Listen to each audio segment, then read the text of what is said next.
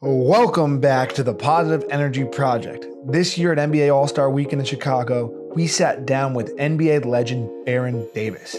Baron is a multiple-time NBA All-Star, known on the court for his relentless defense and freaky athleticism.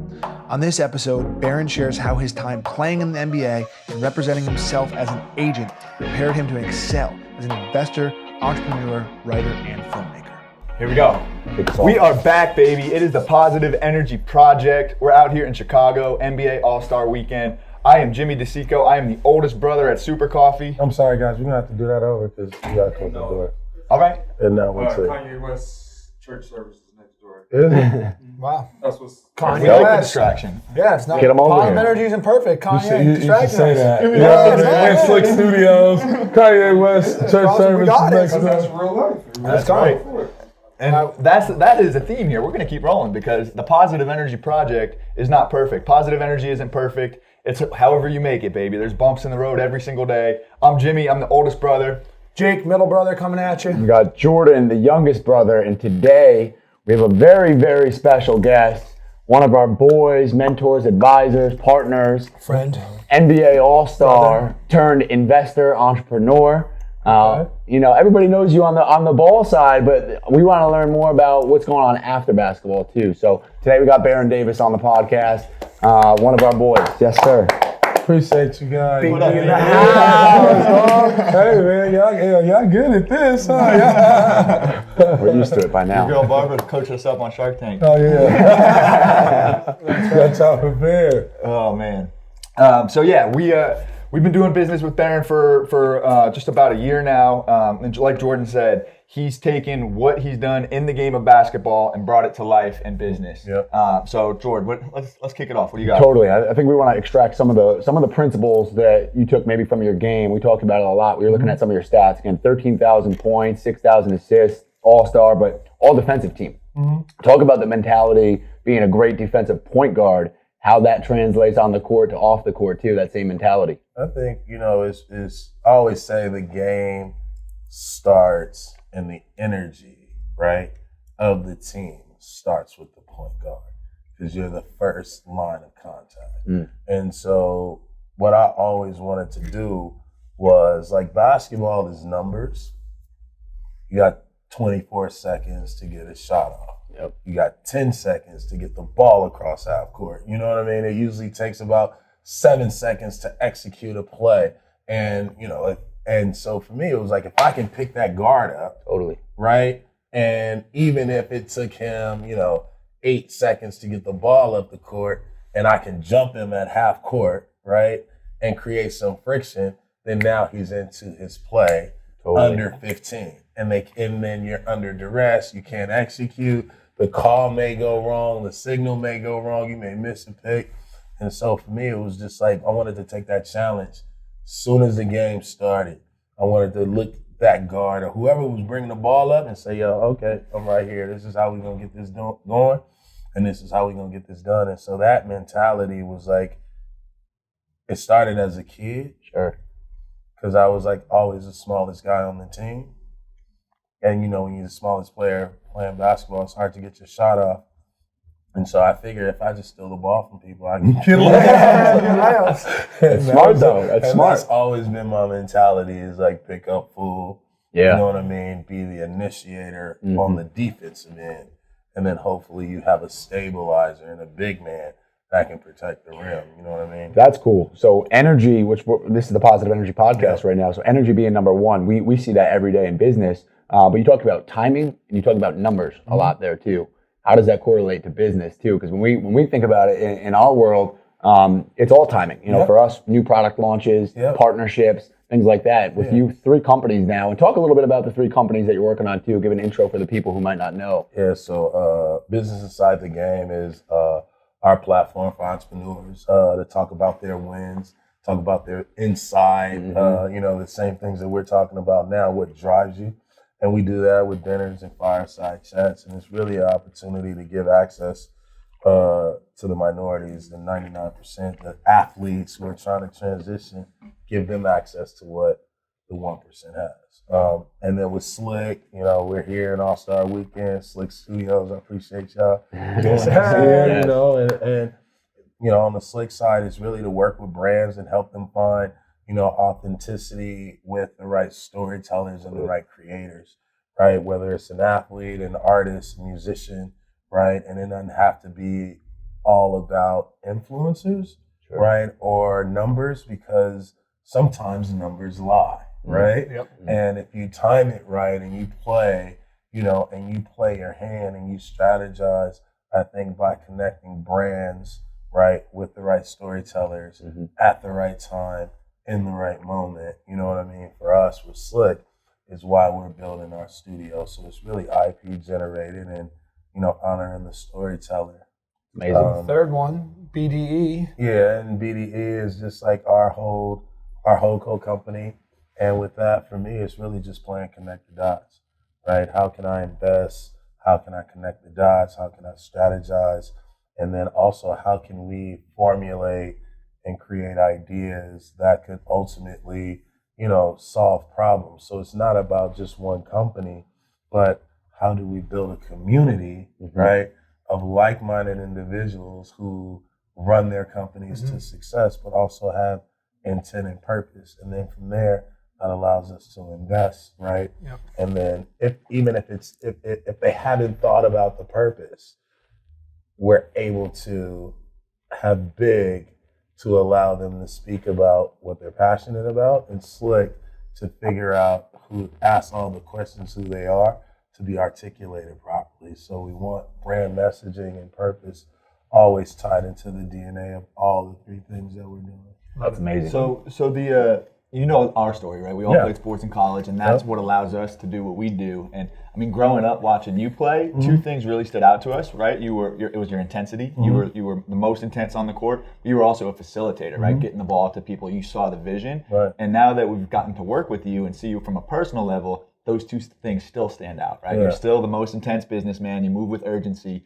but you're facilitating relationships, right? So did you learn that from basketball? Do you feel like you're still playing? Absolutely. Now I finally I almost feel like this is like my third, fourth year in the league, where it's like, all right, you know your position, right? You know that you're gonna pick up full, and now you can score. It's like the coaches or the team has allowed you to say, all right, you're the man, and you can actually kind of run the team the way you want. And so for me, in the business setting, it's all about the assists, right? So basketball is like, my core values, my DNA, and an assist is an assist, right? In basketball, it's like, it scores a point, but if I can get you an assist, you can put points on the board. Guess what that does for your company?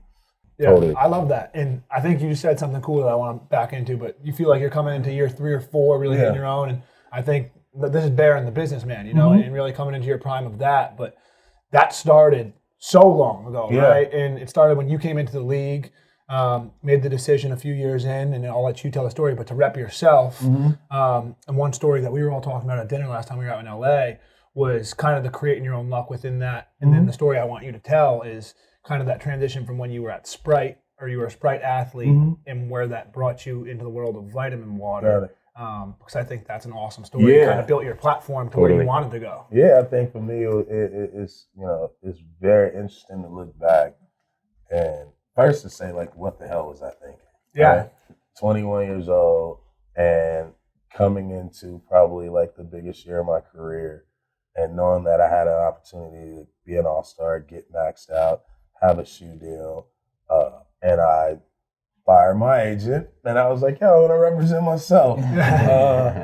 But I think at that point I learned that if I hoop and I ball out, everything else gonna take care of itself. That's right. And what's the negotiation in a max deal? Right? It's a talent, Yeah, it's like, man, that's what I can get. That's it. You know what I mean?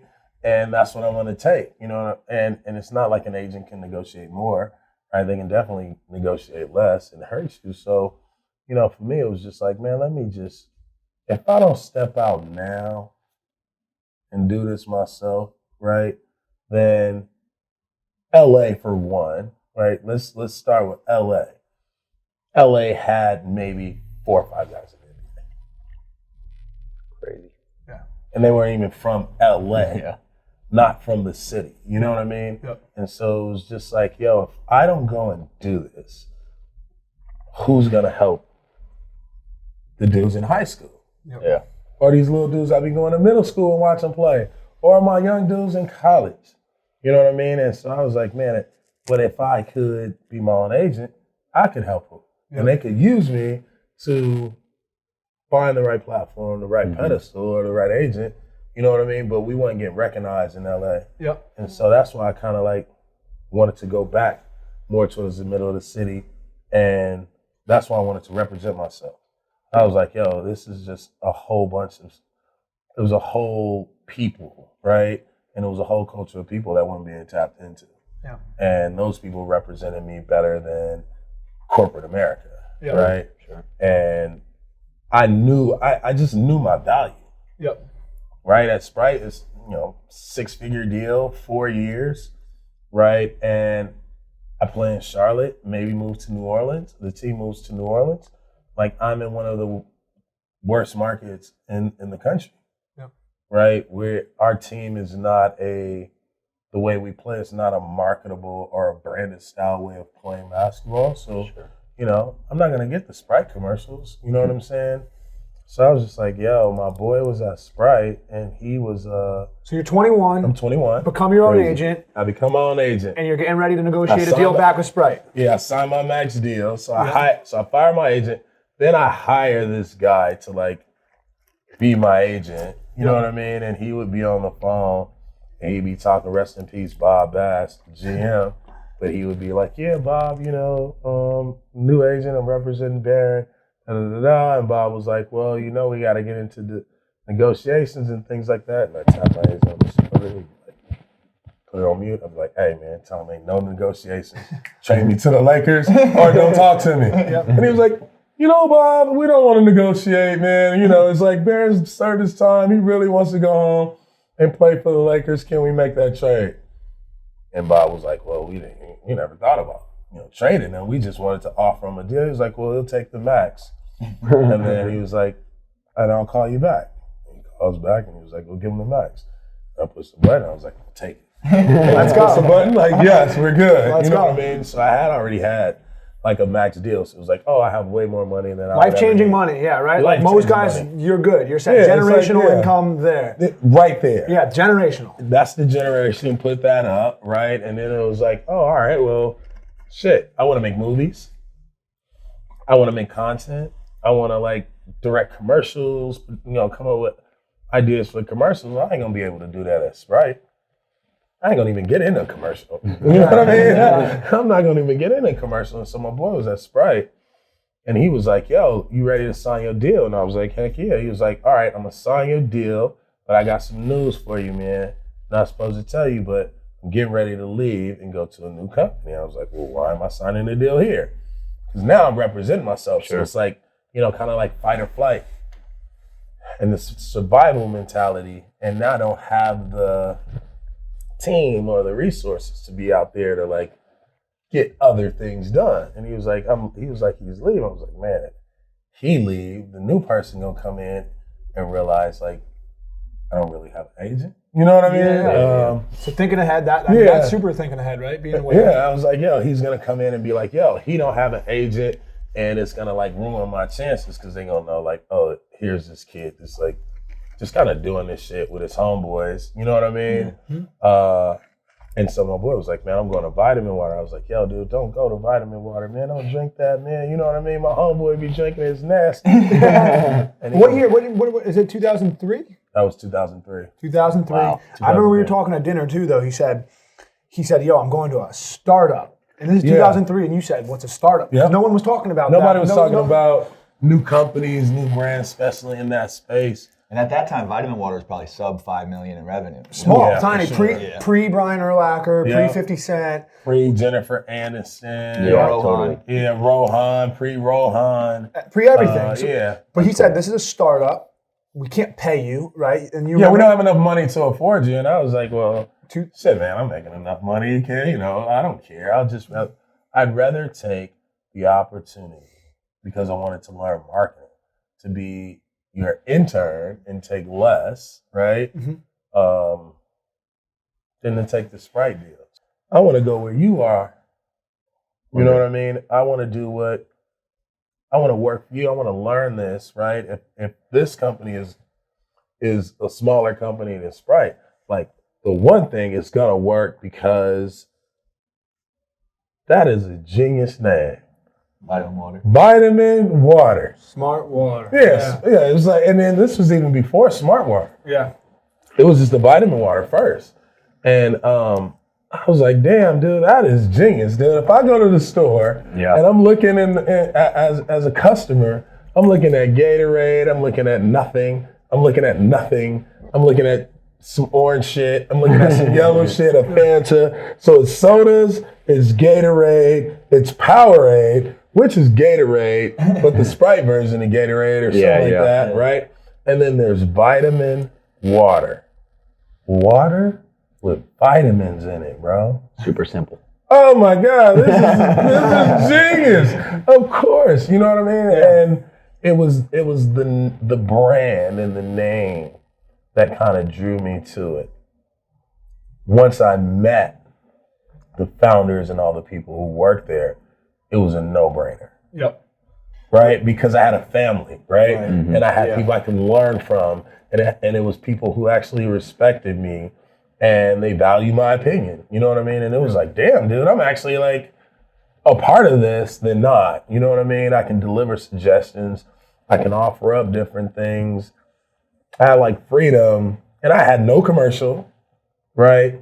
You know, in an era where, you know, you get as much money as you can to kind of build your brand. I didn't give a shit.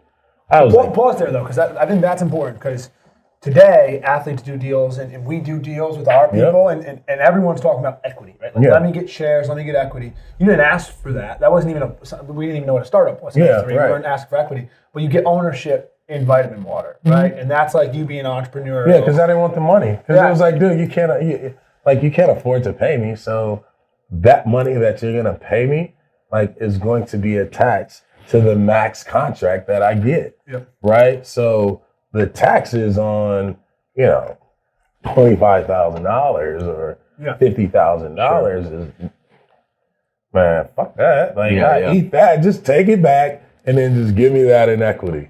You know what I mean? You didn't even know. So I had no idea what I was doing. But you saw an opportunity, right? And first of all, this is the crazy thing is you're early in your career, but heading into the prime of your career, right? So you're representing yourself, you're doing deals on yourself, you're playing basketball at the highest level, and you see an opportunity to say, look, I'm gonna endorse this company, but in turn, make me an owner in that company. Yeah. And then you brought your boys in, right? That goes back to the point guard mentality of distribution. Yeah, it's just learning, like, when you're on a team, right, what role can you play?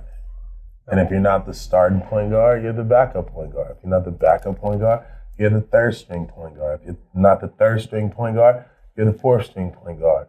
And so if you're the fourth string point guard, guess what your goal is? To be ready every single day to practice. I like that. Because you have to keep the rhythm of practice and the pace of practice, because the starter may be tired, bro, because he plays a lot of minutes. So you have to push number 3 to try and take his spot, right? To push number 2 to try and take his spot, right? Yep. And iron sharpen iron at every sense of the way. And so for me, it was like, if I'm number 4, I just want to be out in the field and pushing and pushing and pushing, and like trying to find an assist or trying to bring people closer to the brand. You know what I mean? And for the crazy thing about vitamin water is that, like, they were like the cool. It was like the coolest team of people. Yeah. That's awesome.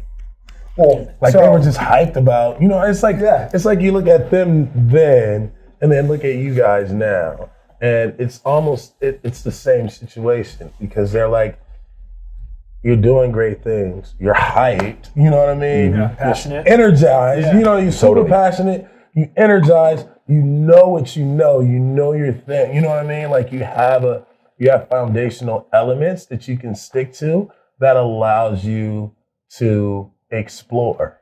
Yeah. You know what I mean? And the disruption happens when you explore. So Right. I like Stay that. on that real quick though. Just last piece. So, I mean, just Positive Energy podcast. Like their positive energy that they're putting off at Vitamin Water is what drew you in. You didn't even take money. You took this equity that we didn't know what was going to happen. Yeah. End up working with Rapoli and his team. Then gave up the short-term gratification of getting a check. And then less than 10 years later, while you're at Vitamin Water, they sell for $4.1 billion. Yeah. The largest buyout in beverage history. Coca-Cola acquires them. It's just crazy, like your curiosity to want to go there and learn because of what their team was putting off, the energy. You just want to be attracted to that. Yeah, and during that era, I would say for about a 5-year run, every summer was 2 internships. I was so afraid of like actually going out and like building a business, you know what I mean? Because I didn't know how to build a business. I knew how to manage an athlete. I knew how to market an athlete because it was me, right? Yeah. So if I wanted to do something differently, then like if I wanted to go make a movie, I'd just go make a movie, right? Or if I wanted to do a documentary, I'd do a documentary. So I could like I could really like do what I wanted, but I didn't have the capacity to really know how to set up a business, right? Was anybody else in the league doing this at that time, taking internships in the off season? I mean, guys were taking the internships, and then, you know, the NBA has great programs. The PA had a few programs at the time. It's a whole lot better now. But for me, it was just like, man, one year I worked for a commercial real estate firm, and I remember it was like maybe 2 weeks after the season, they were like, come down for an internship. I was like, all right, the season's over. I'm fucking, you know, hair nappy, got on sweats, you know what I mean? Yeah. I stink. I was probably working out before I walked in, and I literally walked into a all hands meeting. Everybody was in suits, skirts, buttoned up. Yeah. You know what I mean? Just like, and I was like, ooh, okay. I gotta, 1, be on time, right? 2, change my attire. 3, get a fucking haircut. You know what I mean? So I don't scare no people looking in here. And, you know, 4, if I'm gonna do it, I have to show up. Totally. You know what I mean? And like, learn it. Because why the fuck did I drive all the way here, bro? Yeah. Yeah, for an internship. You know what I mean? Yeah. Got a max deal. Yeah. Why did I drive here for an internship?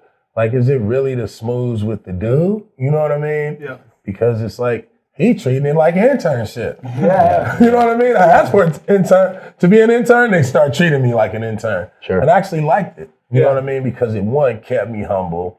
2, put me in a position that I didn't know shit.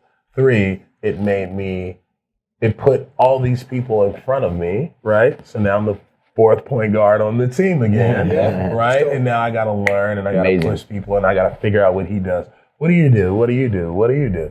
I'm going to spend a day over here with the accountant. Oh, cool. I'm going to spend a day over there in the field, you know, with site managers. I don't want to deal with that. You know what I mean? And so, like, the curiosity, right, and the opportunity to explore, right? 100%. And we, you know, looking at my bracelet here, one of our core values is curiosity. It's literally what we preach in our company. But can you go into that a little bit more? Because it goes beyond that too. Because we talk about it as a value, but we actually want to practice it daily. Yeah. Asking questions, being open-minded, listening to people. Being and when vulnerable. you're being vulnerable, and when you're in a new environment for you, like that internship, that probably really started where you know, got you to where you are today. Absolutely. Taking that in. So just talk about that open-mindedness into something new, because you're the most selfless dude we know. We learned that from being such a great point guard. Yeah. How did that translate though, and really take, you know, go a little bit deeper there? Ask questions. Yeah. Don't pretend Show like you know care. Don't act like you know everything. I think it is taking me to now to really like, my goal is to be the best listener. Put the ego aside, right? Right, and when I'm listening, like, I can still have an ego, right? But if I listen, I can take my ego and what I'm confident in and say, boom, I can help you right there, dude. Yeah. Boom, I can help you right there, right? So it brings a better joy, right? And it's more humbling because I'm just as excited as you are. You know what I mean?